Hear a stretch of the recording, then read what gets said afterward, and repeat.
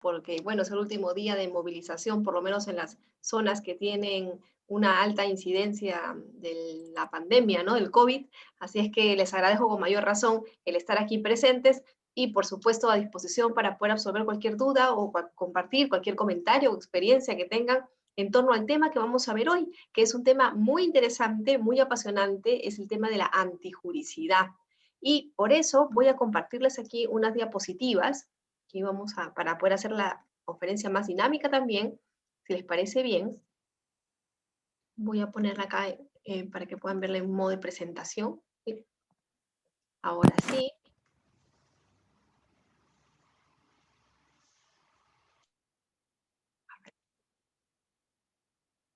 Ahora sí. Y si los organizadores me permiten, no sé, se me ocurre a mí que podríamos, para también darle chance a que todas las personas puedan hacer su comentario y participar, de repente que puedan ir haciendo las preguntas que deseen en el chat. Yo puedo ir leyendo las preguntas y a su vez ir empalmando con la exposición, ¿no? Y también no se preocupen, al final podemos dejar también un tiempo para las preguntas. No sé cómo han pensado los organizadores, ¿les parece bien ese sistema? Sí, sí, doctora Domi, está correcto, doctora. ¿Y normalmente cuánto tiempo de preguntas desean que pongamos al final? Normalmente son unas 20 minutos de preguntas en la parte final. Sí, doctora.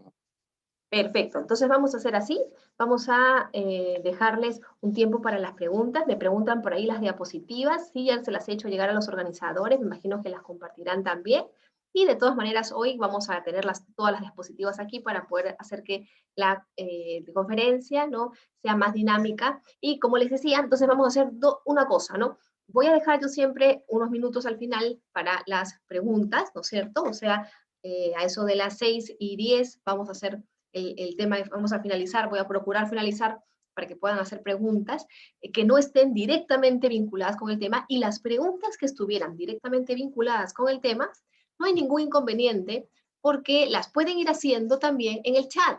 Yo puedo ir leyendo, como les decía, y puedo ir respondiendo todas sus inquietudes. Y también, por supuesto, ir atendiendo los comentarios que ustedes puedan hacer para sumar a la exposición. Lo único que sí les voy a pedir, amigos y amigas, es que por favor las preguntas que hagan sean lo más concisas posibles para yo poder tener tiempo para leerlas en simultáneo, o sea, lo más cortas posible, la intervención que ustedes hagan, y también que esté vinculada al tema que estamos viendo en este momento. Si me colocan ahí casos de repente de otros temas que no tienen vinculación con este tema que estamos viendo, lamentablemente no voy a poder contestar la pregunta porque si no me desviaría de la exposición original, y eso un poco no es muy didáctico porque hace que las personas se pierdan en la hilación. Entonces me van a disculpar cuando no conteste algo, es porque no tiene una hilación directa, pero como les decía, y como muy bien lo han pensado los organizadores, al final, ¿no es cierto?, van a haber 20 minutos para que esas preguntas que no se respondieran me las puedan volver a hacer también, no levantando la mano y ahí como vean los organizadores la mejor manera. Entonces, dicho esto, vamos a empezar. Fíjense, hoy vamos a hablar sobre el tema de la antijuricidad formal y la antijuricidad material. Nosotros normalmente lo consideramos, lo conocemos como la antijuricidad a secas, ¿cierto? O la antijuricidad a secas. Pero realmente, cuando hablamos de la antijuricidad como categoría del delito, esta tiene sentido en tanto hacemos un análisis en doble nivel. Y ese doble nivel es analizando una antijuricidad formal y una antijuricidad material, que son dos caras de la misma moneda.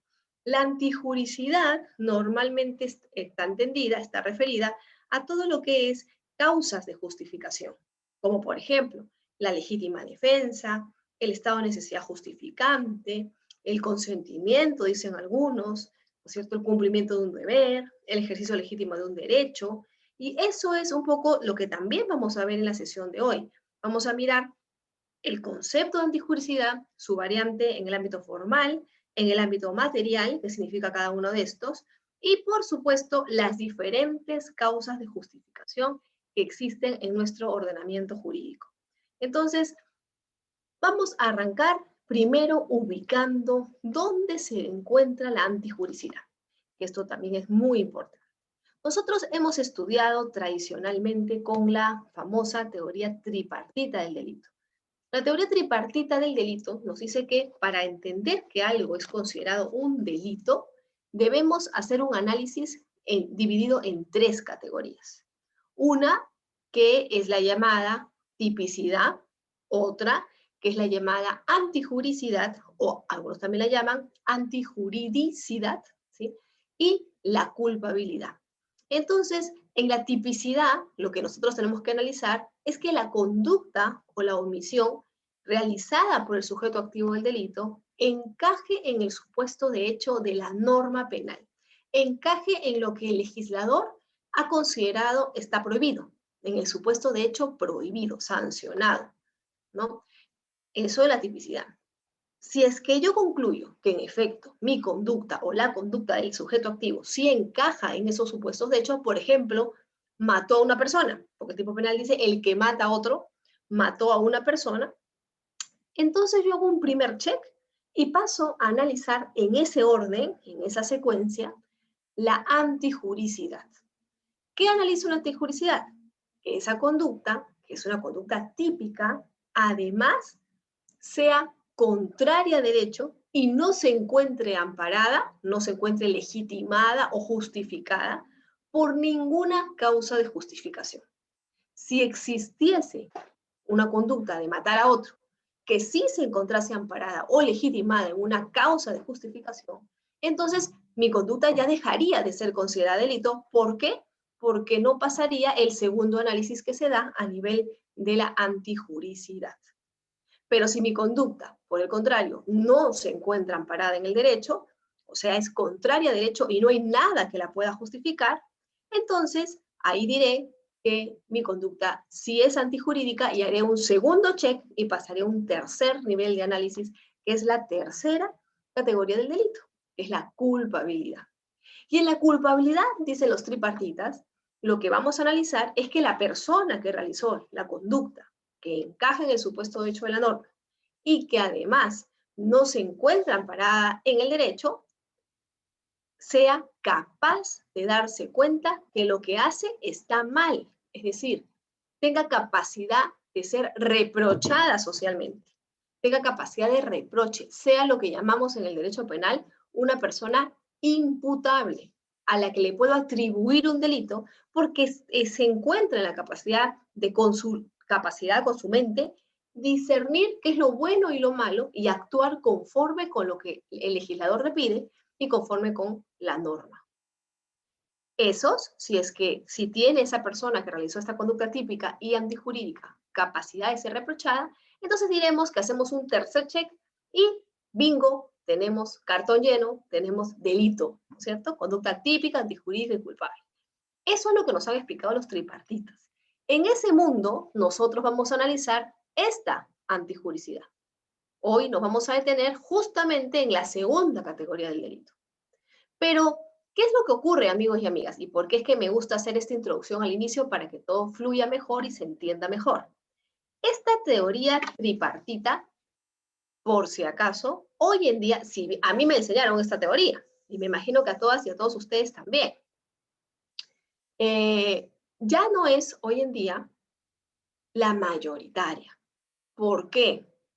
Porque hoy en día la teoría que realmente es la teoría mayoritaria, donde se ubican todos los grandes abogados penalistas, por ejemplo, el profesor Roxin, por ejemplo, el profesor Muñoz Conde en España también, bueno, España, Roxin en Alemania, por ejemplo, el profesor Mirpuy o el profesor Ignacio Verdugo Gómez de la Torre, y así muchísimos otros, son en realidad bipartitas. ¿Qué significa bipartitas? Que unen dos categorías, la tipicidad y la antijuricidad, en una sola, a la que llaman tipo global de injusto o antijuricidad, a secas, en general. ¿Sí? Y claro, mantienen otra categoría que es la culpabilidad. Entonces, hoy en día es la teoría bipartita la teoría mayoritaria, ya no la teoría tripartita. ¿Y por qué ya no la teoría tripartita? ¿Por qué? Porque en realidad la teoría tripartita tiene un problema en lo que se refiere a su mensaje normativo, en el mensaje dirigido al ciudadano. La teoría tripartita considera que el ciudadano mata y cada vez que mata realiza una conducta que es mala. El mensaje de la norma primaria en la teoría tripartita, es decir, la norma dirigida al ciudadano, es no mates nunca. ¿Y por qué? Porque matar siempre, siempre es malo. Por eso, cada vez que mate, tu conducta será típica. Porque matar siempre afecta un bien jurídico y siempre va a ser malo, una conducta negativa. Es decir, hay una valoración del tipo penal de manera negativa. Por eso es que si tú haces un primer check, recién pasas a un segundo check, que es el análisis de la antijuricidad.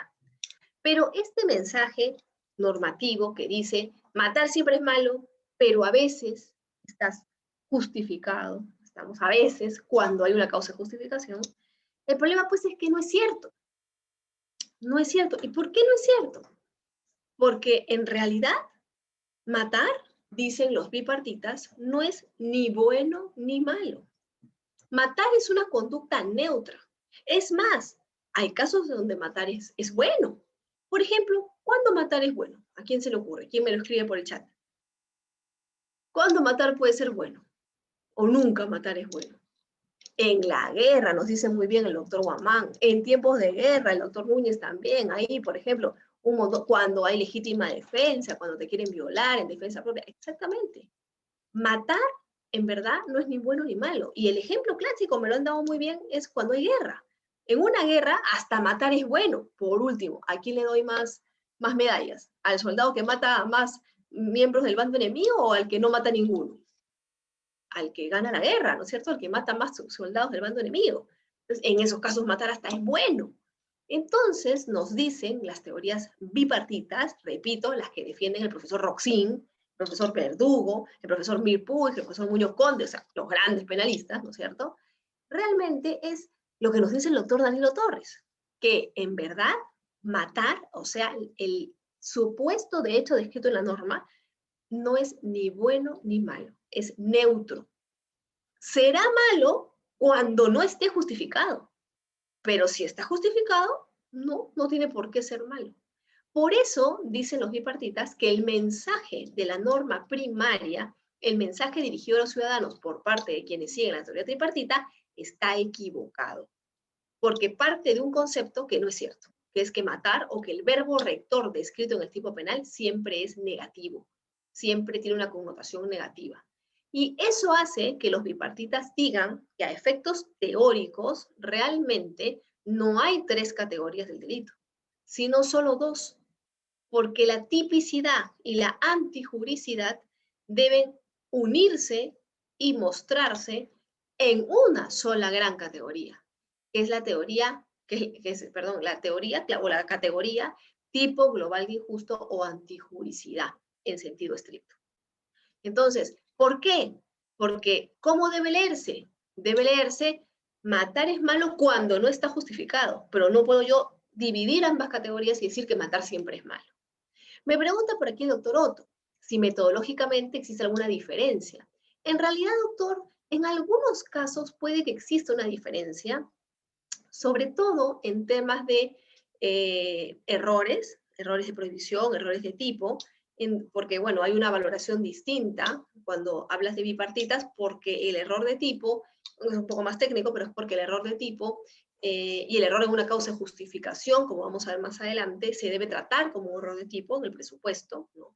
Mientras que para los tripartitas no necesariamente eso es así, ¿no? Esa es una diferencia técnica metodológica, pero en el fondo realmente no hay mayores diferencias. Eso es lo que hace que hoy en día, cuando nosotros revisamos la jurisprudencia peruana, encontramos que muchas veces el Poder Judicial se pronuncia en términos de teorías tripartitas, ¿no es cierto? O sea, habla en términos de la tipicidad, la antijuricidad, no habla en términos de la teoría bipartita. Pero en verdad no es esa la teoría mayoritaria, por lo que les digo. Pero bueno, se puede hacer así, ¿por qué? Porque las teorías bipartitas, si bien juntan 2 categorías en una, en la llamada antijuricidad seca o tipo global de injusto, luego a efectos didácticos, o sea, luego a efectos prácticos, lo que hacen es considerar 2 subcategorías. Una que llaman tipo positivo y otra que llaman tipo negativo. ¿Qué será el tipo positivo? Todo lo que sí existe hace que mi conducta sea considerada un delito. O sea, el equivalente a la tipicidad. ¿Y qué vendrá en el tipo negativo? Todo lo que sí existe, analizaré todo lo que sí existe, hace que mi conducta deje de ser considerada un delito. O sea, las causas de justificación. Por tanto, hay como una especie de equivalencia entre la tipicidad de los tripartitas y el tipo positivo, y entre la antijuricidad de los tripartitas y el tipo negativo de los bipartitas. Aquí lo tenemos más grande. Para los bipartitas hay un tipo global de injusto, ¿sí? Y el tipo global de injusto se va a dividir entre un tipo positivo, lo que los tripartitas llaman tipicidad, y un tipo negativo, lo que los tripartitas llaman antijuricidad, ¿no? Y en la primera parte, en la tipicidad, analizaré el tipo objetivo, el tipo subjetivo, por ejemplo, el dolo y la culpa, mientras que en el tipo negativo analizaré las causas de justificación, o sea, la antijuricidad. ¿Se dan cuenta? Y luego tendremos una categoría distinta del delito, que será la culpabilidad, y algunos hablan incluso de punibilidad, que será lo que veremos, estas dos categorías, la sesión de mañana, ¿no? Entonces, si se dan cuenta, efectos prácticos no hay mayor diferencia, pero sí es importante ubicarnos y saber en dónde estamos. ¿Por qué? Porque yo he visto, ahora con el nuevo código sobre todo, existen pues, ustedes saben, con la litigación, la necesidad de manejar las categorías en el momento. Y a veces ha ocurrido que, por ejemplo, con alguna audiencia, me he dado cuenta que el fiscal no presenta su acusación y el abogado defensor de una de las partes dice, pero señor juez, esta acusación está incompleta, no tiene una imputación necesaria porque el fiscal no ha indicado cuál es el tipo, si existe o no algún tipo negativo en el caso que ha propuesto. Y claro, el fiscal dice, tipo negativo, ¿y eso de dónde lo sacó? Uy, ahí me perdí alguna clase cuando era estudiante. Y el juez le dice, señor fiscal, como siempre, ¿no? La más fácil, ¿no? Pasa la pelota. Se le corre traslado, señor representante del Ministerio Público, para que conteste lo que dice el abogado. Y a veces el fiscal dice, bueno, señora juez, en todo caso que pido yo que se me dé un plazo y devuélveme la acusación y yo la voy a subsanar. Y en realidad sí lo había dicho, porque el tipo negativo son las causas de justificación. ¿Y quién tiene que probar la existencia de una causa de justificación? ¿El fiscal? No, la tiene que probar el abogado defensor, con lo cual lo que le está diciendo es una tontería. Pero claro, como el fiscal no sabía que era el tipo negativo o no lo identificaba como el equivalente a las causas de justificación, no supo responder con precisión. Entonces, por eso es importante ubicarnos y saber el correlato que existe en ambas categorías, para poder afrontar mejor en las audiencias orales cualquier pregunta que se pueda hacer en torno a esto de manera inmediata. Entonces, nosotros nos vamos a ubicar en la sesión de hoy en el tipo negativo, o en lo que los tripartitas llaman antijuricidad, es decir, en el análisis de las causas de justificación. Yo, por si acaso, también soy bipartita, o sea, divido el delito en dos partes porque me parece que ese mensaje normativo es el correcto, y por eso lo estoy planteando así. Pero quienes decidan o prefieran seguir el sistema tripartita, obviamente no va a haber mayor diferencia porque en el fondo habrá pues como una especie de equivalencia. ¿Estamos? Entonces, dicho esto, vamos a pasar ahora a analizar, ¿sí?, qué cosa es esa llamada antijuridicidad. Y para esto vamos a distinguir dos aspectos: la antijuricidad, como les decía, en sentido formal, y la antijuricidad en sentido material. ¿Estamos? La antijuricidad en sentido formal es el solo hecho de ir contra una norma jurídica. Por ejemplo, matar a otra persona. O por ejemplo, no lo sé, golpear a alguien o empujar a alguien. O sea, el solo hecho de, en general, realizar el supuesto de hecho descrito en la norma penal ya es antijurídico, porque ya estoy realizando algo contrario a la norma penal. El asunto es que esa formalidad serviría pues en el derecho administrativo, ¿no es cierto? Por ejemplo, si yo me paso una luz roja, ¿me cae mi multa o no me cae mi multa? Claro que me cae mi multa. Pero señor policía, yo me pasé la luz roja porque estaba llevando a mi mamá porque le dio un paro cardíaco y quería que le salven la vida y la estaba llevando a la clínica. Pregunta, ¿ese cuento le interesa al policía? No, porque el policía va a decir, disculpe, pero usted se pasó la luz roja. En todo caso, no se preocupe, pero yo igual le pongo la multa. ¿Estamos? ¿Por qué? Porque la infracción administrativa no entiende de razones. Se configura igual. ¿Estamos? Entonces, ahí definitivamente va a haber pues una sanción administrativa. Pero eso es justamente es una infracción administrativa y por tanto formal, en sentido formal. Pero en el derecho penal eso es insuficiente para sancionar a una persona. Para sancionar a una persona no basta con ir contra la norma, no basta con el solo hecho de empujar a alguien y lesionarla. Hay que atender también, ¿sí?, hay que observar también que en realidad el sujeto activo haya vulnerado un bien jurídico protegido, o por lo menos lo haya podido poner en peligro. Y sobre eso, recuerden ustedes que nosotros tenemos dos tipos de delitos. Los delitos de resultado, donde para hablar de la lesión de un bien jurídico hay que hablar de un resultado concreto ya acontecido, pero también tenemos un delito de peligro, que son los delitos en los que el sujeto se le sanciona no por haber vulnerado un bien jurídico, porque el legislador no pide tanto. El legislador te sanciona o busca sancionar esas conductas por el solo hecho de haber generado un peligro para ese bien jurídico. Entonces, hay dos niveles de intensidad, pero tiene que darse por lo menos uno de estos, o sea, por lo menos la puesta en peligro de un bien jurídico para poder decir que realmente existe antijuricidad en sentido material. En algunas ocasiones, puede que yo haya vulnerado el bien jurídico de alguna manera, o mejor dicho, puede que yo haya realizado una conducta descrita en el tipo penal, pero que esa conducta no llegue a vulnerar el bien jurídico. Por ejemplo, imaginemos qué pasa si hay una anciana que está caminando y yo veo que le va a caer del quinto piso de ese edificio un florero encima de la cabeza y la va a matar. Yo voy corriendo y la empujo. Estamos.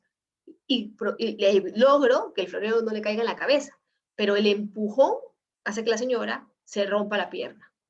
Podrían decir que ese empujón, esa lesión, automáticamente genera una conducta desvalorada en el derecho penal. Y la respuesta es, si fuera formal diríamos sí, pero si como la antijuricidad en sede penal también tiene que analizar un aspecto material, diremos que no, porque en realidad lo que ha hecho es disminuir el riesgo, exactamente como nos dice el doctor Rodríguez, disminuir el peligro. Y eso implica la imposibilidad de atribuir la responsabilidad porque no vamos a poder afirmar que existe imputación objetiva, porque en realidad no se llegó a afectar el bien jurídico protegido. O en todo caso, si se afectó, fue para disminuir el riesgo, ¿no? Entonces, eso es importante tomarlo en cuenta, ¿no? Que en el derecho penal sí importa el valor, no solo la forma, no es como un derecho administrativo sancionador. ¿No? Ahora, de aquí hay una buena pregunta del doctor Otto. ¿Cómo se maneja el peligro concreto o abstracto? Porque claro, hemos dicho que los delitos tienen que implicar una lesión o una puesta en peligro. Pero esa es una muy buena pregunta porque en efecto hay dos tipos de formas o de peligro en el derecho penal. Uno, que son los llamados delitos de peligro abstracto, y otros, que son los llamados delitos de peligro concreto. ¿Cuál es la diferencia entre uno y otro? En los delitos de peligro abstracto, el legislador ha previsto que la sola realización de la conducta típica ya implica un peligro para el bien jurídico y no admite prueba en contra. No admite que el sujeto imputado pueda probar algo distinto. El solo hecho de realizar la conducta descrita en el tipo penal por el legislador ya se presume que es un peligro en sí misma para el bien jurídico penal. Por ejemplo, manejar en estado de ebriedad es un peligro para el bien jurídico penal. Por eso, ese es un delito de peligro abstracto. Yo podría decirle al juez, señor juez, pero le voy a demostrar que cuando yo tomo con 0.5 y 52 de gramo litro de alcohol, yo más bien manejo mejor. Porque yo siempre soy, pucha, una bestia para el manejo, pero cuando voy tomado, no, que yo me cuido, pues como estoy tomando con mis copitas, entonces yo voy manejando mejor, o sea, soy un trome cuando estoy borracho manejando. ¿Puedo decirlo eso al juez? Aunque sea cierto, ¿eh? No, porque el juez me va a decir, perdón señor, pero yo realmente no me interesa eso. Para mí me basta comprobar que usted estaba manejando borracho, con más de 0.5 gramos de litro de alcohol en la sangre. Que usted era mejor, peor, eso no. ¿Por qué? Porque el solo hecho de realizar la conducta típica ya se presume peligrosa. Eso es un delito de peligro abstracto. Por eso es en abstracto, pues. No importa la prueba. No pide resultado, claro, doctor Rodríguez, porque es un delito de peligro. Pero es abstracto porque además se mira en abstracto, como su nombre lo dice. El imputado no puede probar que lo suyo era o no era peligroso. Por eso es un delito de peligro abstracto. Y claro, en un delito de peligro abstracto hay una presunción de antijuricidad. Hay una presunción de antijuricidad material. y una presunción de que mi conducta implica la vulneración del bien, o puesta en peligro, en este caso, del bien jurídico, y por eso se me sanciona. Estamos. Pero hay otros delitos, que son los delitos de peligro concreto. En un delito de peligro concreto, ¿sí? El legislador ha redactado la norma penal de modo tal que sea obligatorio para el fiscal que para conseguir una condena tenga que probar que la conducta que realizaba el sujeto era por lo menos potencialmente peligrosa. Por ejemplo, en los delitos ambientales, que dice, el que causa en peligro, o habla de los delitos contra el medio ambiente, el 304, ¿no? Dice, el que vulnera los límites de dióxido de carbono, digamos, ¿no? De contaminantes en general, establecidos en la norma administrativa, ¿no es cierto? Superando los límites y puede con ello producir un peligro. Claro, es que ahí si se dan cuenta, está diciendo que la conducta tiene que ser potencialmente capaz de producir un peligro en un caso concreto. Entonces, el fiscal para ello tiene que probar que mi conducta era potencialmente peligrosa. Si no lo logra probar, entonces se le cae el caso. Esos, por ejemplo, son los delitos ambientales donde el fiscal incluso por esa razón va a exigir un informe ¿de quién? De la autoridad competente, para justamente poder visualizar si esa conducta era o no era peligrosa realmente para el bien jurídico protegido. Eso es un delito de peligro concreto, donde tiene que haber una valoración probatoria en ese caso concreto en específico, a diferencia de los delitos de peligro abstracto, donde no es necesario hacer esa vinculación. ¿Por qué? Porque ya se presume que mi conducta en sí es peligrosa. ¿Estamos? Entonces, esa es un poquito la idea, ¿no? Me pregunta por aquí, doctor Bandera, si en el delito de peligro colusión agravada y el prejuicio debe ser determinable o determinado. Recuerden ahí, amigos, que el delito de colusión tiene dos, fíjense, es un buen ejemplo para esto porque tiene las dos fórmulas. El primer párrafo podríamos decir que es un delito de peligro, pero en el segundo párrafo es un delito de lesión o de resultado, porque el segundo párrafo exige el perjuicio. El primer párrafo es el solo hecho de concertar. Claro, el solo hecho de concertar es un delito de peligro, podría decirse que sí, porque lógicamente no importa allí si hay o no hay perjuicio para el Estado. Pero en el segundo párrafo se requiere la existencia de un perjuicio. Entonces ahí sí yo diría, hablaríamos de una lesión y no tanto de una puesta en peligro. Y es un bonito ejemplo porque nos permite observar que en un mismo artículo del Código Penal, dependiendo de los párrafos, pueden haber delitos de peligro concreto, delitos de peligro abstracto y delitos de resultado, todo en uno. Es un tema finalmente de decisión del legislador de ver cómo regula una u otra cosa. ¿Estamos? Entonces, eso es en sí bastante claro en nuestro ordenamiento jurídico, ¿no? Pero bueno, sea como sea, lo cierto es que en nuestro ordenamiento y en todo el mundo en general, la antijuricidad tiene que ser evaluada en sus dos vertientes. Y la que le va a interesar al derecho penal es la existencia de una antijuricidad en sentido material. Y la antijuricidad en sentido material se va a valorar en la existencia de una acción a la que le viene seguida un resultado que puede implicar la lesión o la puesta en peligro de un bien jurídico.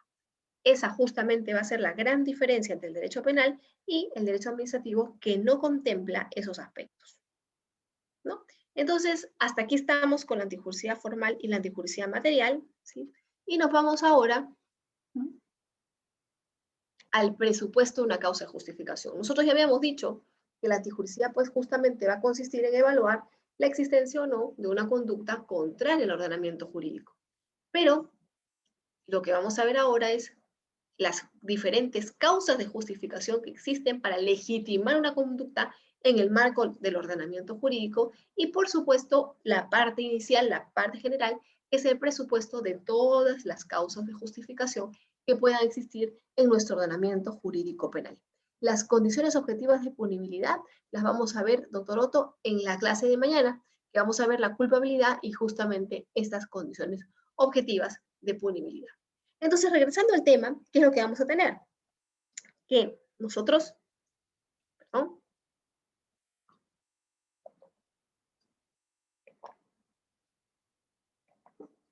tendremos en todas las causas de justificación que van a integrar la antijuricidad, un presupuesto de una causa de justificación y también un elemento subjetivo en todas las causas de justificación.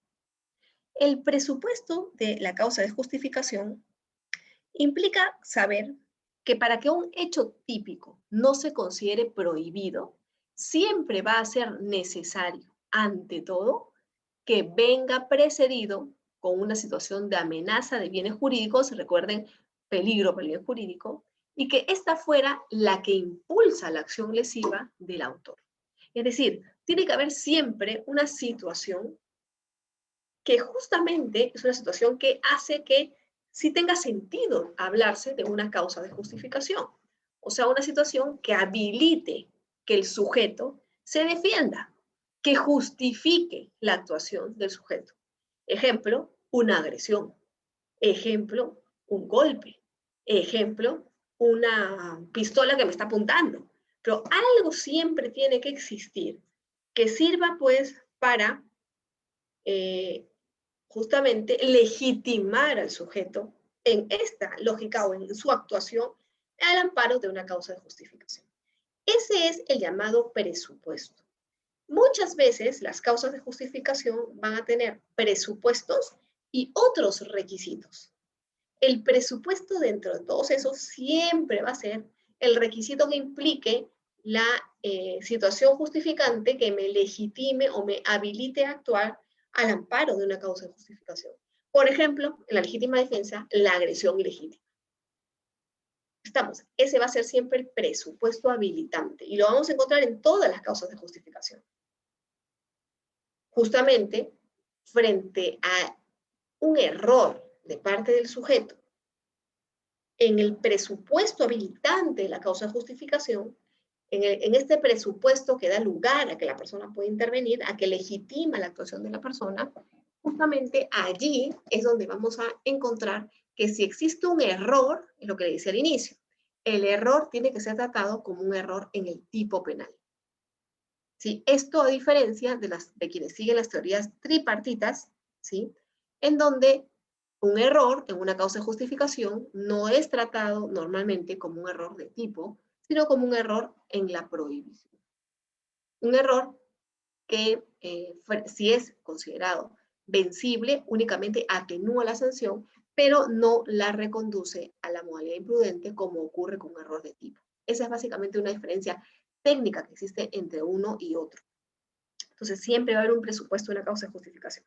Pero además también, toda causa de justificación, eso siempre lo tenemos que tomar en cuenta, va a traer consigo un elemento subjetivo de la causa de justificación, que es que para que la acción del autor quede al margen de la prohibición, o sea, esté legitimada, siempre se va a exigir que su conducta venga motivada por la apreciación de la presencia del presupuesto de la causa de justificación. O sea, que sepa que está actuando al amparo de la causa de justificación y que no le ligue de chiripa. Ejemplo, pues, ¿no? Imaginemos pues que Mickey y Minnie, ¿no es cierto?, los eternos amantes de Hollywood, se pelean un día. ¿Por qué? Porque Mickey deja a Mickey y se empieza a salir con Daisy. ¿Estamos? Entonces Minnie entra en cólera, monta en cólera y dice, no, ahora vas a ver, la voy a matar a la pata Daisy, que se ha creído meterse con Mickey después de cuántos años que ha estado conmigo. ¿No? Y un día planifica entrar al set, ¿sí? Y esperar a que se asome, pues, imaginemos, claro, se asome a la puerta la pata Daisy, y una vez que se asome a la puerta la pata Daisy, agarrar una escopeta de alto alcance, y gracias a sus clases que ha seguido para muchas películas riesgosas de Disney World, agarra la escopeta, y cuando ve que la pata Daisy se acerca a la puerta, que estaba ella de espaldas, le tira un balazo y la mata. Sin embargo, justo en ese momento, gracias al disparo que Minnie le da a la pata Daisy, logra salvarle la vida a McPato, que luego de una pelea con la pata Daisy, estaba arrinconado en el otro lado del extremo del set, que Minnie no lograba ver eso, porque la pata Daisy le estaba apuntando con una pistola y le iba a disparar.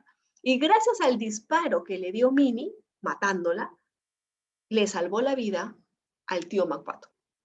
Pero claro, lo hizo sin saber, sin tener conocimiento que lo estaba haciendo. Y lo que quería era matar a la pata Daisy. Y por eso le disparó. Pero resulta que justo en ese momento la pata Daisy iba a matar a otro. Y le salvó la vida a ese otro. Eso, fíjense, ¿qué implica? Que Minnie no pueda decir que ella actuó al amparo de una legítima defensa de ese otro, del tío McPato. ¿Por qué? Porque ella no sabía eso. Cuando ella le disparó a la pata Daisy, lo hacía para matarla. No lo hacía para salvarle la vida a otro. Por eso es que en ese caso no se cumpliría el elemento subjetivo de la causa de justificación, en este caso de la legítima defensa.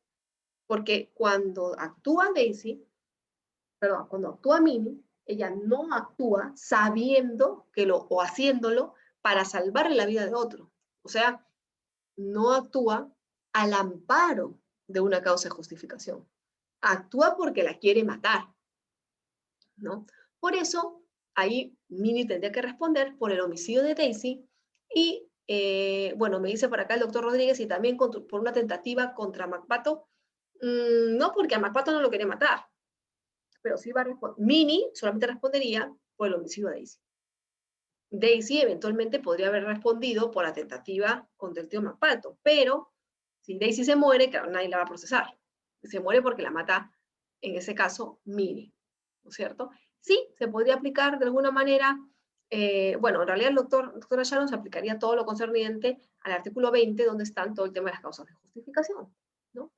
Y me dice por aquí, doctor Nilbert, pero si ella usa algunas artimañas y alega que quería salvar a McPato, claro, eso en teoría lo va a poder decir, pero el asunto es, por eso les estoy poniendo un ejemplo teórico, porque yo sé que en la práctica el tema probatorio va a ser más complicado, ¿no? Ahora, lo cierto es que si se logra demostrar que ella tenía un plan para matar a la pata Daisy, por justamente haberla dejado o haberle robado a Mickey, ¿no es cierto? Entonces, en ese caso, habría que ver el tema probatorio, ¿no? Habría que ver si lo comentó con alguien, cómo actuó, cómo disparó, si lograba ver a Daisy buscando apuntar al tío McPato, y etcétera, etcétera, etcétera. Estamos, ¿no? Claro, es algo difícil desde el punto de vista probatorio porque yo les he puesto un ejemplo, doctora Blanca, que es totalmente teórico, pero en la práctica a lo que me refiero es que el sujeto tiene que saber que está actuando al amparo de una causa de justificación. Si no sabe eso, entonces no cabe aquí hablar de legítima defensa ni de ninguna causa de justificación en sí. Porque las causas de justificación tienen elementos objetivos, que vamos a ver ahora, pero también elementos subjetivos, como es el caso de saber que está actuándose al amparo de esa causa de justificación. ¿Estamos? Pero bueno, vamos a seguir avanzando. Además del elemento subjetivo de una causa de justificación, hay otra cosa que es común a todas las causas de justificación que también hay que tomar en cuenta, ¿no? Que es el error sobre los presupuestos de una causa de justificación, que es algo que ya les he mencionado, pero que aquí quiero centrarme y detallarles un poquito más, ¿no?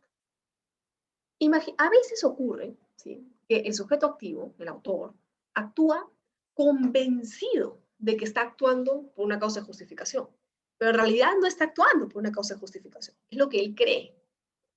Por ejemplo, los casos en los que la gente agarra, detiene un ratero y lo lincha popularmente.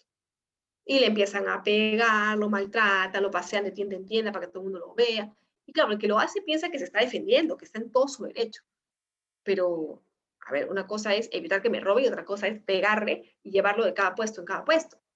Entonces allí sí estaríamos diciendo que hay un exceso, porque en verdad ya no hay una causa de justificación. O sea, yo ya no estoy en peligro, al punto tal que tengo a la otra persona amarrada, amordazada, incluso algunos calatan, ¿no es cierto? Y la estoy paseando por todo lado, ¿no? Entonces, eso ya no es una causa de justificación, sino que el sujeto piensa que yo estoy actuando en el amparo de una causa de justificación cuando en realidad, o que está actuando en el amparo de una causa de justificación cuando en realidad no hay tal.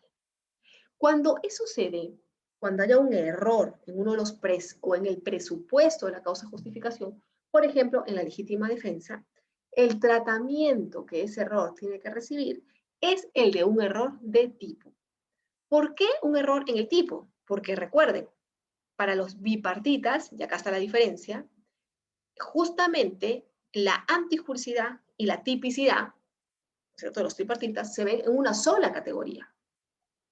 En una sola categoría que es llamada tipo global de injusto. Un error, sea ya tanto en la tipicidad como en la antijuricidad, o sea, en el tipo positivo y en el tipo negativo, es tratado como un error de tipo, por la estrecha vinculación que existe, ¿no? Y eso hace pues que si es tratado como un error de tipo, si el error es invencible, o sea, nadie puede salir de él, bueno, claro, entonces en esos casos no habría sanción. Pero si el error es vencible, la sanción se reconduciría hacia la modalidad imprudente. Y como en este caso es un delito contra la fe pública, habría que ver si el delito contra la fe pública también tiene una modalidad imprudente. Si no lo tiene, entonces simplemente ya no responde por nada. Esto, por ejemplo, se entiende mejor del error de tipo si miramos lo que ocurre en, imaginemos, las discotecas donde una persona adulta se encuentra con una chica menor de edad, menor de 14 años, ¿no? Y tienen relaciones sexuales porque cuando la ve, claro, la persona se confunde y piensa que es una chica con más de 16 años porque está, imaginemos, bien producida, ¿no? Bien arregladita, todo. Claro, el problema es que se ha equivocado porque en realidad tiene menos de 14. ¿Y qué pasa cuando tengo relaciones sexuales con un menor de 14? Delito, ¿no es cierto? Violación sexual de menor de edad. Y como nos dice el doctor Frank Gámez, aquí lo que habría es una escapatoria, ¿no es cierto? Porque yo podría alegar que estuve frente a un error de tipo invencible. Y la consecuencia de un error de tipo invencible es que se reconduce hacia, perdón, ya no hay sanción penal, ¿no? Si el error hubiera sido vencible, no conocí a la chica en una discoteca, sino la conocí en un quinceañero, ¿no? Entonces allí podríamos decir que ahí hay una reconducción hacia la modalidad imprudente, ¿no es cierto? Entonces, exactamente porque se protege la indemnidad sexual. Entonces, fíjense ustedes, cuando tú eres bipartita, está bien claro que un error en una causa, en un presupuesto, una causa de justificación, siempre va a ser un error en el tipo. Si tú no eres bipartita, sino tripartita, ya eso no será tan estricto porque podrás decir que hay un error no de tipo, sino un error de prohibición. Un error en la prohibición, en lo que está permitido y en lo que está prohibido. Y al amparo de eso, el error de prohibición tendrá como consecuencia que si es un error de prohibición invencible, ya se elimina la sanción. Pero si es un error de prohibición vencible, entonces ahí ¿qué pasa? ¿Qué pasaría ahí? Si es vencible, ¿quién lo sabe? Se atenúa la sanción, ya lo había dicho, ¿cierto? Se atenúa la sanción, pero ya no se reconduce hacia la modalidad imprudente. Entonces, básicamente, ahí estaría, frente a la pregunta que me hizo uno de sus compañeros, la diferencia básicamente fundamental entre las teorías bipartita y tripartitas. Es una diferencia sutil, básicamente en este punto lo demás es casi igual. No hay violación por culpa, exactamente, y si no hay violación por culpa, doctor Yair, no hay sanción. ¿Se da cuenta? Por eso es que es interesante esta reconducción. En cambio, en el error de prohibición hay una atenuación, pero el delito doloso. Estamos. Así es, ¿no? Si vuelvo a repetirlo, el error vencible. Claro que sí. O sea, en la teoría del delito, a ver, para explicarlo esto mejor, en la teoría del delito puedan haber errores que el sujeto puede realizar, o sea, que la persona, el sujeto activo, en los que puede incurrir. Y esos errores pueden ser de dos tipos, errores en el tipo o errores en la prohibición. El error en el tipo es cuando me confundo o me equivoco en uno de los elementos del tipo penal. Para la teoría bipartita, las causas de justificación están en el tipo global de injusto. Y por tanto, un error en un presupuesto, o sea, un error en una causa de justificación, en un presupuesto de la causa de justificación, recibe el tratamiento de un error en el tipo penal. Mientras que los que siguen la otra teoría, la teoría tripartita, como ya pasaron la tipicidad, cuando hay un error a nivel del tratamiento de una causa de justificación, ese debe ser tratado cuando es un error vencible, y además es un error en la causa de justificación, como un error de prohibición. Y por tanto, si el error es vencible, tiene que ser atenuada la sanción. Y si es invencible, bueno, sí, la consecuencia es la misma. Entonces, en un caso, en el error de tipo, yo no atenúo la sanción, yo la reconduzco hacia la modalidad imprudente. En el otro caso, yo sí atenúo la sanción, pero sobre la base del delito doloso. ¿cierto? Esa es un poco la idea, ¿no?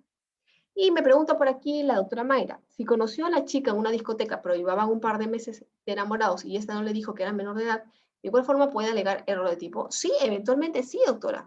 El error de tipo se va a poder alegar cada vez que hay un error en uno de los elementos del tipo. Entonces, si yo me confundí en la edad de la persona, entonces eventualmente yo podré alegar allí que sí, en efecto, hubo un error en uno de los elementos del tipo penal y por tanto la situación es que si se comprueba que mi error es invencible, no se me sanciona.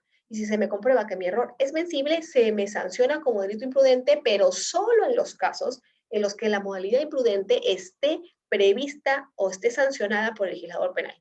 Como la violación sexual, por ejemplo, no hay modalidad imprudente, entonces ese delito no tendrá sanción.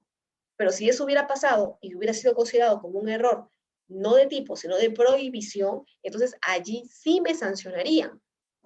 ¿Por qué me sancionarían? Porque lo que va a ocurrir es que me van a atenuar la sanción, pero no se va a reconducir hacia la modalidad imprudente. Y por tanto, como me van a sancionar por el delito doloso, lo que voy a tener es una pena disminuida, pero voy a tener una pena. Entonces, ahí hay una relevancia en la distinción. ¿Estamos? Esa es una cosa que sí habría que tomar en cuenta, ¿no? Me pregunta el doctor Frank Gámez. Algunas personas plantean que la teoría del delito es pentapartita. Yo no creo tanto eso, doctor. Yo básicamente pienso que es bipartita. ¿Estamos? Ahora, sí hay algunos que, por ejemplo, consideran que la punibilidad es una categoría adicional del delito. Y por eso dicen que hay más categorías. ¿Estamos? Bueno, yo no creo eso porque para hablar de categoría del delito, en verdad tiene que hablarse de una categoría que sea común a todos los artículos del Código Penal, como el tipo penal. Todos los artículos del Código Penal suponen un análisis del supuesto derecho de la norma, que es el tipo. Pero la culpabilidad, por ejemplo, no es una categoría que esté presente en todos lados. Por ejemplo, la culpabilidad, como lo vamos a ver mañana, está presente en los delitos donde hay excusas absolutorias, ¿no? Pero no en todos lados. Por eso es que como categoría sería complicado, ¿no? Por ahí me dice el artículo, el doctor Núñez, que él se incluye por una teoría tripartita porque el artículo 208 excluye la punibilidad.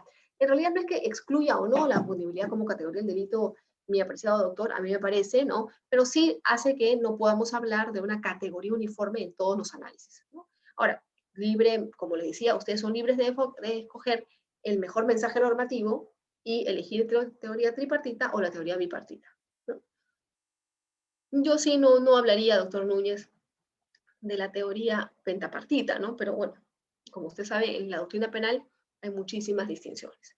Pero bueno, como les decía, tenemos también errores en los presupuestos, en el presupuesto de la causa de justificación, y cuando eso se dé, tendremos el tratamiento de un error de tipo. Dicho esto, vamos ahora a pasar al análisis de cada una de las causas de justificación, ¿no? Y ahí, la primera que tenemos es la legítima defensa. Ya.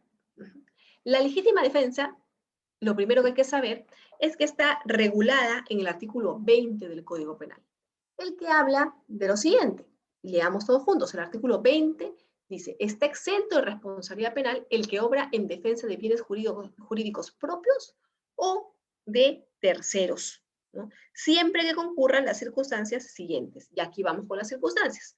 Primera, agresión ilegítima. Segunda, necesidad racional del medio empleado para impedir o repeler la agresión. Y ha precisado ahí el legislador penal, ¿no? Se excluye para la valoración de este requisito el criterio de proporcionalidad, ¿sí?, de medios, considerándose en su lugar, entre otras circunstancias, la intensidad y peligrosidad de la agresión, la forma de proceder del agresor y los medios de que se disponga para la defensa. Y la letra C, la falta de provocación suficiente de quien hace la defensa. ¿Cómo se tiene que interpretar este tema de la legítima defensa? Bueno, lo primero que tenemos que mirar es que la legítima defensa, para empezar, puede ser individual y nunca colectiva. La legítima defensa en el sentido de individual se refiere a que solamente puede darse respecto de bienes jurídicos que sean individuales, pero no en los bienes jurídicos que sean colectivos. Por ejemplo, ¿cuál es la diferencia entre bienes jurídicos individuales y bienes jurídicos colectivos? Bueno, los bienes jurídicos individuales son los que le pertenecen a un ciudadano específico. Por ejemplo, la vida de Roberto, la vida de Claudia, la vida de Sofía, y así, en cada uno, en cada persona. Estamos. Los bienes jurídicos colectivos, por el contrario, son los bienes jurídicos que no le pertenecen a cada uno, cada persona individualmente considerada, sino al colectivo, al conjunto. Por ejemplo, el medio ambiente. El medio ambiente es un bien jurídico colectivo que le pertenece a varias personas, no solamente a un ciudadano. No hay lesiones de Juan Pérez, no. Sino estamos hablando de el medio ambiente que le pertenece a todo el mundo. Eso es un bien jurídico colectivo. La salud pública también, por ejemplo. También el derecho penal protege la salud pública como bien jurídico colectivo, ¿cierto?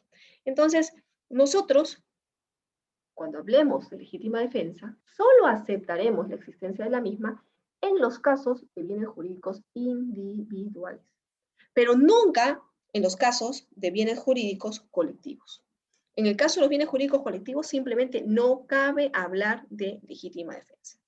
Sobre esto, yo siento siempre la obligación de comentarles que, si bien esta es la doctrina mayoritaria y lo que se sigue también en el Perú, hay algún grupo de personas que no cree en la existencia de los bienes jurídicos y que consideran que la legítima defensa puede existir, pero entendida en otros términos. Es decir, entendida en términos colectivos cuando hablamos de la reafirmación del derecho. Y es que, ¿qué ocurre para entender este punto? Para entender este punto hay que saber que nosotros tenemos dos grandes corrientes en el derecho penal. Hay quienes creen que el derecho penal protege los bienes jurídicos, protege valores, valores que son indispensables para la convivencia de la sociedad. Mientras que hay otro sector, hay otro grupo que considera que el derecho penal no protege valores, sino que protege la estabilidad del sistema jurídico. ¿Cuál es el debate al que estoy haciendo mención? Al debate entre el profesor Klaus Roxin, que sigue un funcionalismo moderado, y el debate con el profesor Günther Jacobs, que sigue un funcionalismo más radical. Estamos. Para el profesor Roxin, el derecho penal protege bienes jurídicos y, por tanto, la pena implica la reafirmación de un derecho. Estamos, o sea, no la reafirmación, sino la protección, la sanción frente a la lesión de un bien jurídico protegido. Mientras que en el caso del profesor Jacobs, la pena va a implicar la reafirmación del derecho, porque lo que el derecho penal debe proteger es que todos cumplan con las normas, o sea, la estabilidad del sistema jurídico. Como el profesor Jacobs entiende el derecho penal en esos términos, ¿sí? Entonces, cuando habla de legítima defensa colectiva, está haciendo alusión justamente a la afirmación del derecho en defensa de terceros y a la restricción de la legítima defensa cuando no está orientada a reafirmar ese derecho, ¿no? Esto, pues, no es aplicable por nuestra jurisprudencia peruana. Yo no he visto ni una sola jurisprudencia donde esto se tome en cuenta. Porque si bien las posturas del profesor Jacobs han podido tener cierto impacto, sobre todo en América Latina, lo cierto es que no han sido recogidas en ningún código penal, porque tienen supuestos que yo diría son teóricamente muy bonitos, pero no se condicen con la realidad o con lo que pasa en la realidad con las personas. Por ejemplo, en el Perú, yo creo que sería inviable hablar de que el derecho penal, hablar o decir que el derecho penal protege la norma, porque yo les hago una pregunta. ¿Quién crea las normas en el Perú? El legislador peruano. ¿Y quién es el legislador peruano? ¿Un ser perfecto? O sea, que come pollo, ¿no? Roba cable. Entonces, ¿qué estamos diciendo? Que en realidad nosotros vamos a proteger con el derecho penal la estabilidad y que las normas se cumplan, pero miren qué norma. O sea, es que hay normas y hay normas, ¿no es cierto? ¿Se acuerdan ustedes de la norma que sacó el Congreso que decía que los menores ya no de 14, sino de 18 años no podían tener relaciones sexuales y que un montón de adolescentes de 17 años se fueron presos? Entonces, en el Perú y en ninguna parte del mundo le damos tanto valor al legislador. Es más, en algún momento a Jacobs se le acusó de nazista, Porque se le dijo, oye, pero entonces, ¿qué? Hitler estaba muy bien, porque cuando él dijo, no, es que la raza aria es la que debe prevalecer, entonces, normal, pues matamos a todos los judíos y eso es legítimo. Entonces, claro, ¿no? Lo cierto, pues, es que yo, bueno, ojo, Jacobs ha superado estas críticas, ha explicado, el que quiera profundizar sobre eso, ha entrado todo un detalle, a decir que no, no están así, porque en el fondo hay derechos fundamentales que terminan protegiendo la estabilidad normativa, porque tampoco los congresistas pueden hacer cualquier norma, no pueden ir contra los derechos fundamentales, pero bueno, esto es bien relativo, ¿no? Pero lo cierto, pues, es que entonces igual hay derechos fundamentales, ¿y los derechos qué son? Son valores, son bienes jurídicos, ¿no? Entonces, en esa línea es bien difícil plantear lo que plantea el profesor Jacob.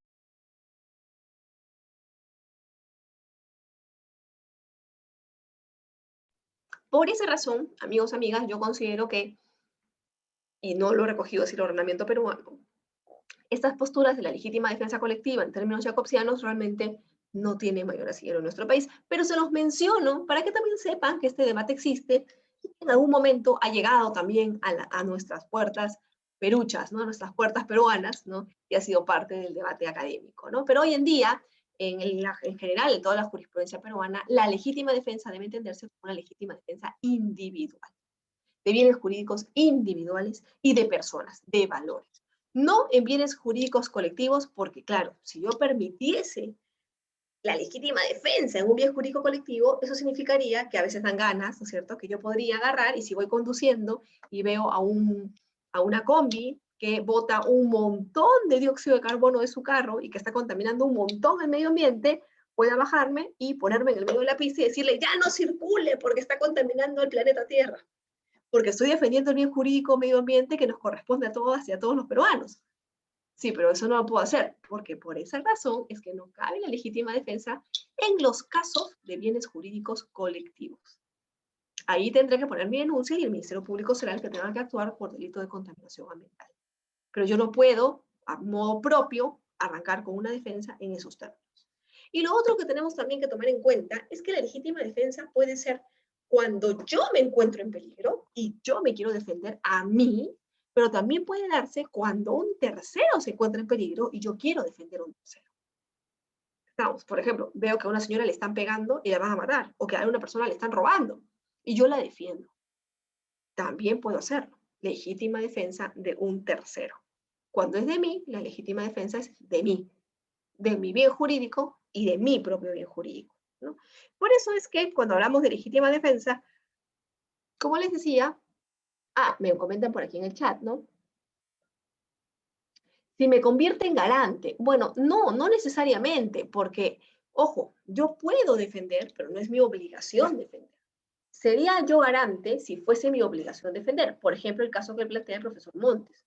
La policía sí está en la obligación de defender a los ciudadanos, porque tiene posición de garante producto del cargo que ocupa, ¿no? Entonces no podría dejar de hacer su trabajo, porque si deja de hacer su trabajo, responde por lo que a mí me pase en comisión por omisión. O sea, por una omisión, por no haberme ayudado. Por ejemplo, si a mí me quieren disparar, ¿no? Y hay un ratero ahí que me está robando, y el policía se hace al tonto y no me ayuda, es que el policía sí está incumpliendo, porque él tiene posición de garante, tiene la obligación de ayudarme. Y lo que a mí me pase también será de alguna manera responsabilidad del policía, eso a nivel de la comisión por omisión. Pero un ciudadano común que no tiene posición de garante no necesariamente está en la obligación de ayudar a otra persona, ¿no es cierto?, a no ser que pueda hacerlo sin riesgo propio para su vida o llamar a la policía, ¿no? Pero ahí sería simplemente responsable por un delito de omisión de auxilio, el 126, 127 del Código Penal, pero ya no por la muerte, por el delito contra el patrimonio, ni nada por el estilo, porque no tiene posición de garante, ¿no? Entonces también eso, ojo, no necesariamente es así, ¿no? Ahora, un ciudadano puede invocar legítima defensa contra un policía porque éste está legitimado para hacer uso de sus armas. No puede, porque el policía está cumpliendo con un deber. Acuérdense, el presupuesto, y aquí lo vamos a ver con mejor claridad, para que la legítima defensa se pueda dar, hay una serie de requisitos que yo voy a tener que analizar. Y el primero, el presupuesto de la legítima defensa, es la agresión ilegítima. Pero cuando un policía está deteniendo, cumpliendo con su trabajo, no existe una agresión ilegítima. Existe una agresión legítima, porque o yo estoy realizando algún tipo de delito, en flagrancia o porque tiene una orden de captura, porque caso contrario el policía no me podría detener. Ahora, la vía para repeler esa detención no es pegándole al policía, es planteando un habeas corpus, ¿no es cierto? O sea, hay herramientas, ¿no? Entonces, allí yo no podría decir que me voy a defender del policía, porque en todo caso el policía tiene un rol que cumplir en el Estado y se supone que actúa sobre la base de ese rol, ¿no? Me pregunto también por aquí, ¿no? ¿Y qué pasa, ¿no? En la legítima defensa si yo ayudo, al ayudar, empujo al ladrón y este queda inconsciente, ¿me convierto en garante? Esa es una buena pregunta, doctor, porque ahí lo que se dice es, ¿qué tanto estoy yo en la obligación de ayudar a un ratero al que yo, por legítima defensa, he noqueado? Por ejemplo, alguien entra a robar a mi casa, ¿sí? Y quiere atacarme, y yo para defenderme le tiro el florero y justo el florero le cae en la cabeza y el choro se desmaya. Y yo salgo corriendo de mi casa. Y se desmaya, y el choro, el ratero se desmaya, ¿sí? Y se cae justo en la tina de agua que yo estaba preparando para tomarme un baño. Y cae con la boca hacia abajo y empieza a ahogarse. Pero yo, asustada, salgo corriendo a pedir ayuda, después de haber tirado el florero y de que el ratero se haya caído en la tina. Y el ratero se empieza a ahogar. Pregunta, si el ratero se muere, ¿es mi culpa porque yo no lo ayudé? Y es que, a ver, sería un poco absurdo, porque acuérdese, siempre hay que pensar, el derecho penal no exige comportamientos heroicos. Entonces no me pueden pedir que yo encima entre a ayudar a un ratero que hace un momento me quería pegar. Eso es ilógico. Entonces hay un debate que se da ahí y yo honestamente pienso que el debate debe resolverse porque no. O sea, tú no puedes obligarme a mí a ayudar a alguien que hace un segundo quería agredirme. Y ahí no hay ninguna posición de garante. Sobre todo porque la legítima defensa no puede ser considerada, o sea, mi defensa en el caso, mi defensa en la agresión, no puede ser considerada como una agresión contra ese ratero. O sea, el ratero no podría decir, ay, o sea, imaginemos, no viene un ratero, me quiere pegar, o viene un violador, me quiere violar, y yo lo empujo, le rompo la cabeza, logro romperle la cabeza para escapar, y luego el ratero no puede decir, ah, como me quería romper la cabeza, yo me voy a defender ahora y le voy a pegar más. Y yo decir, no, es que me estaba defendiendo, ¿ah? Porque ella me agredió, porque me golpeó en la cabeza. Sí, pero le golpeé en la cabeza porque me quería violar. Entonces, no hay legítima defensa de legítima defensa. ¿Estamos? Eso no existe. No se puede dar. Hay un debate, ¿eh? Yo pienso que no. Algunas personas consideran que sí, pero es una doctrina minoritaria. Yo pienso que ese es un derecho penal que no es real. ¿Sabes? Yo no le puedo pedir eso a una víctima, ¿no? Pero bueno, todo se puede dar. Para todos hay posturas en el derecho penal, ¿cierto? ¿Qué más hay que tomar en cuenta?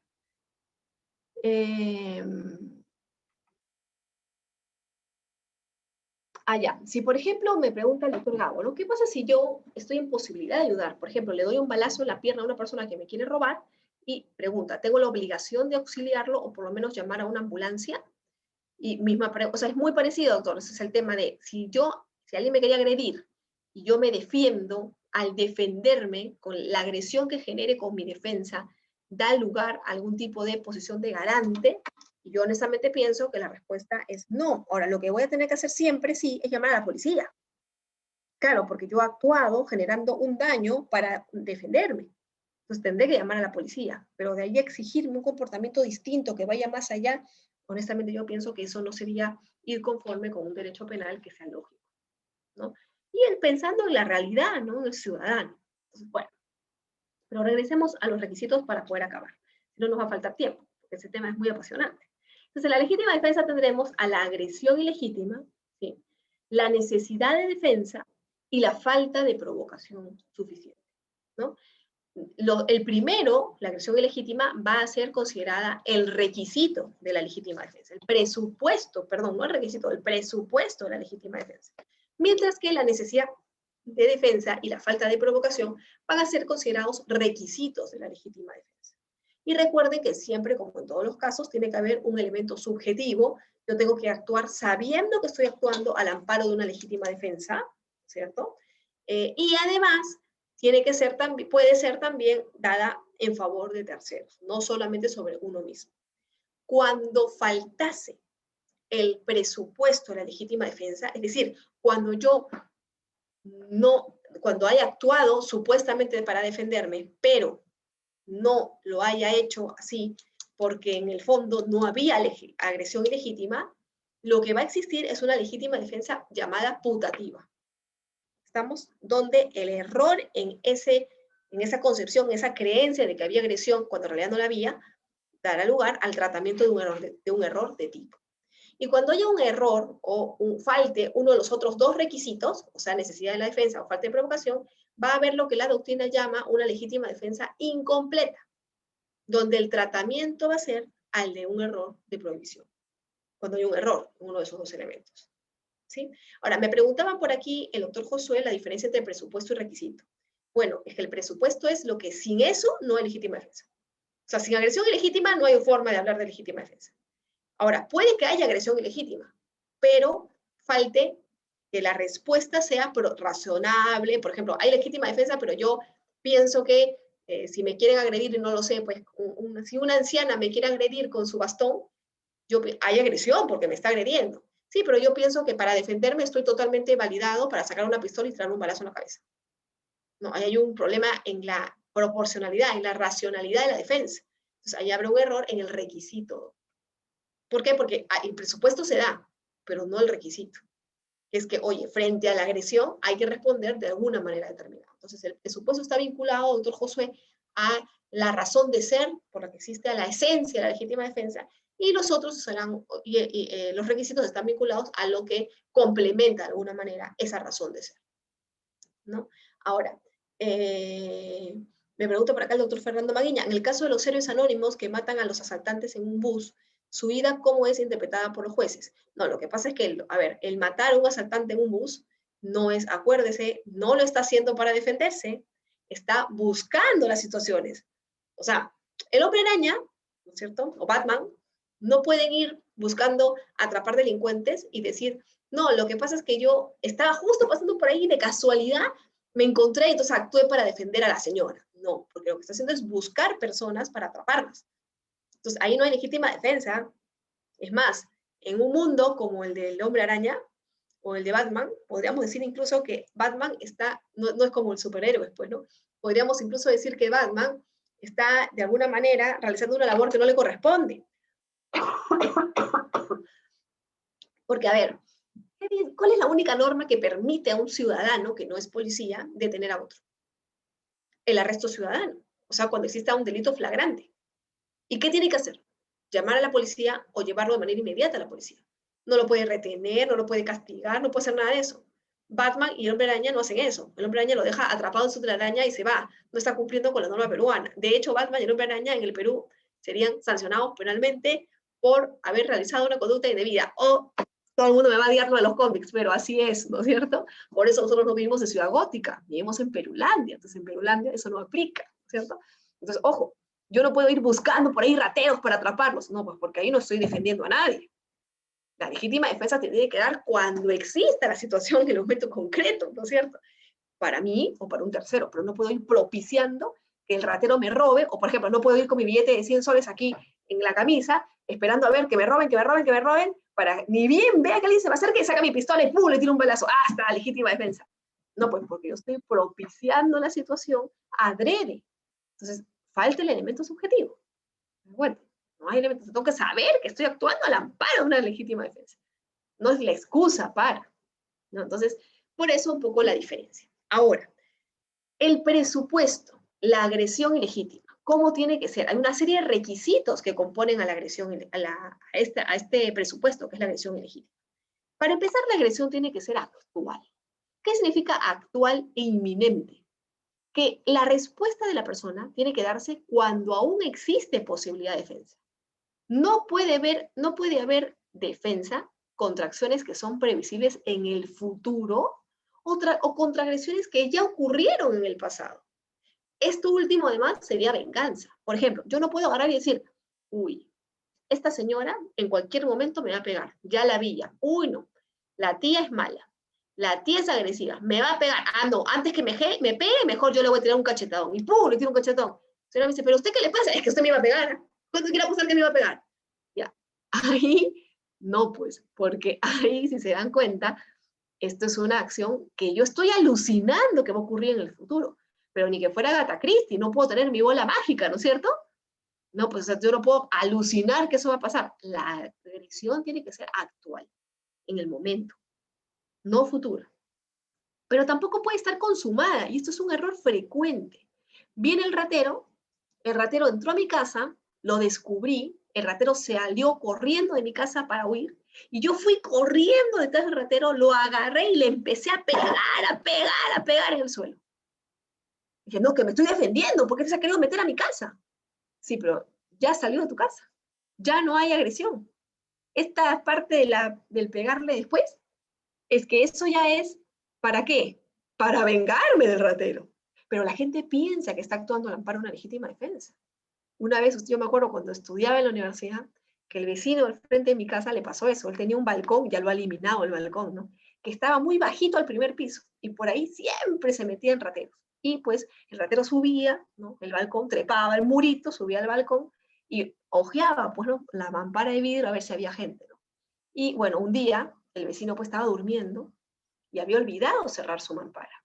Y el ratero abre la mampara, ingresa, el vecino siente que el ratero va a ingresar y se para de la cama y, tipo Bruce Lee, ¿no es cierto? Estaba durmiendo, recuerden, ¿no? Se despierta con el susto y grita, bueno, ¡guau! Así como Bruce Lee, las películas, ¿no? Y el ratero se asusta, entonces se tira por del balcón para salir rápido de la casa, ¿no? Se tira del balcón y se rompe la pierna. Y se trata de levantar y empieza a arrastrarse y tratar de correr. Y el vecino pues baja al primer piso, sale de su casa, empieza a gritar, ratero, ratero. Yo vivía al frente, me acuerdo que salí. Todo el mundo salió.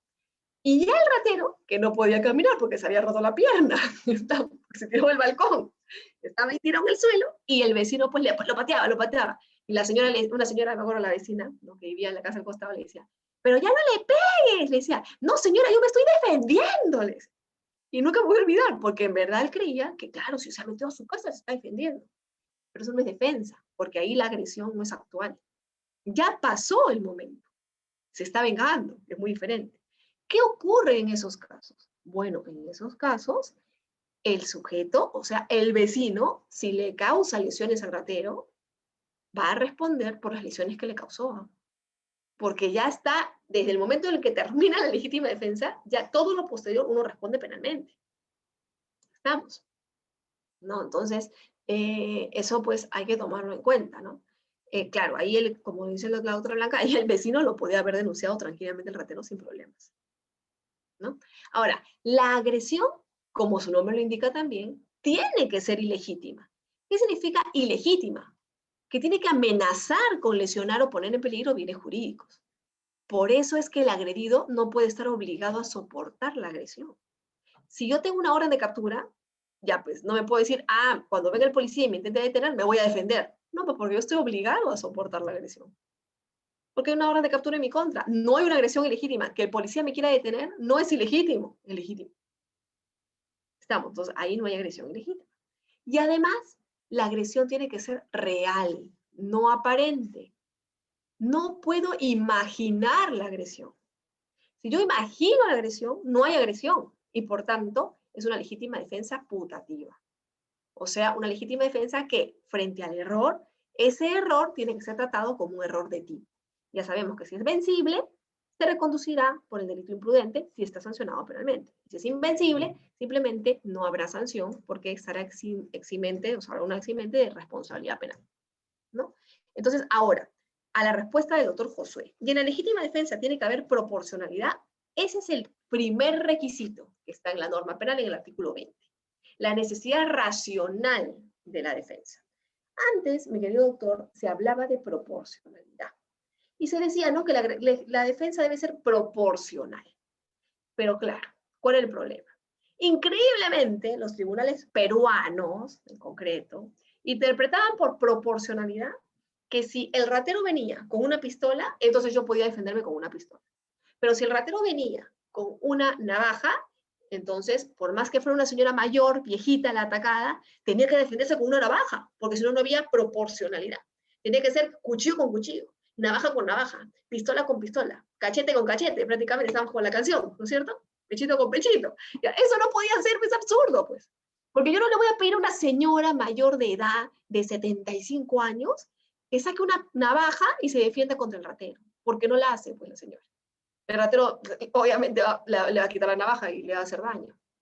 Pero si la señora tenía su pistolita al costado de su mesa de noche y el ratero entraba y ella sacaba su pistola y le disparaba en la pierna, a mí me parecía totalmente proporcional y razonable.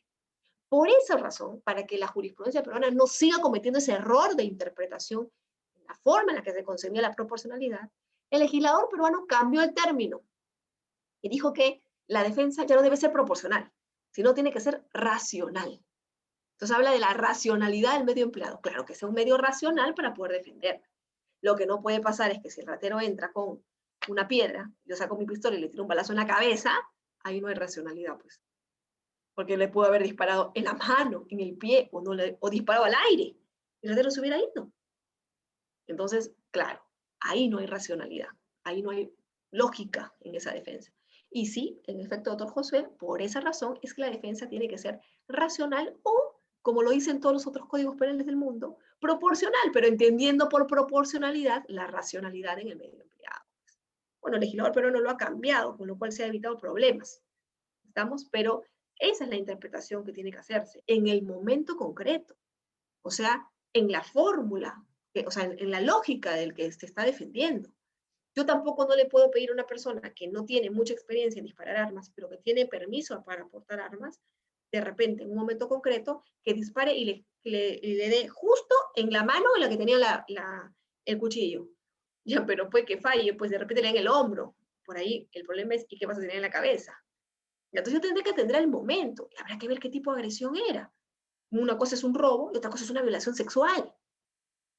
¿Se dan cuenta? Entonces, claro, yo tengo que analizar las situaciones pensando en que las personas involucradas son seres humanos, no son robots. Y el ser humano responde de acuerdo, pues, a una serie de situaciones y a experiencias vividas y a su estado emocional también. Y así se analiza la racionalidad en la legítima defensa. O segundo requisito de la legítima defensa, tiene que haber una falta de o sea, yo inducir la agresión, pero luego decir, ya me voy a defender y le tiro un balazo. ¿Me estaba defendiendo? No, no, pues. Eso sería como hacerle la camita. No puedo hacer eso, pues. Ahí no le... Ahora me pregunta aquí el doctor Marco, ¿qué pasa al ladrón al entrar a su casa? Pues, si mata al ladrón al entrar a su casa, ahí la primera pregunta que le van a hacer es, oye, ahí va a haber un problema de racionalidad, porque si el ladrón quiere entrar y no tenía pistola, el ladrón estaba solito, no también la única, se supone que no se maneja más disparar. ¿Cómo le da un balazo en la cabeza? ¿Por qué no tira al aire? ¿Por qué no dije alto disparo? ¿Por qué no le tiré en el pie? ¿Por qué no lo tiré a otro lado? Pero la cuestión no es lo mato inmediatamente. Entonces ahí sería un problema de racionalidad. Quizá el ladrón escapaba de alguien ladrón. Bueno, puede ser, ¿no? Pero lo cierto es que estaba entrando a la casa, ¿no? Entonces, hay una agresión, sí, una agresión, hay una racionalidad. Además, recuerden, una cosa es la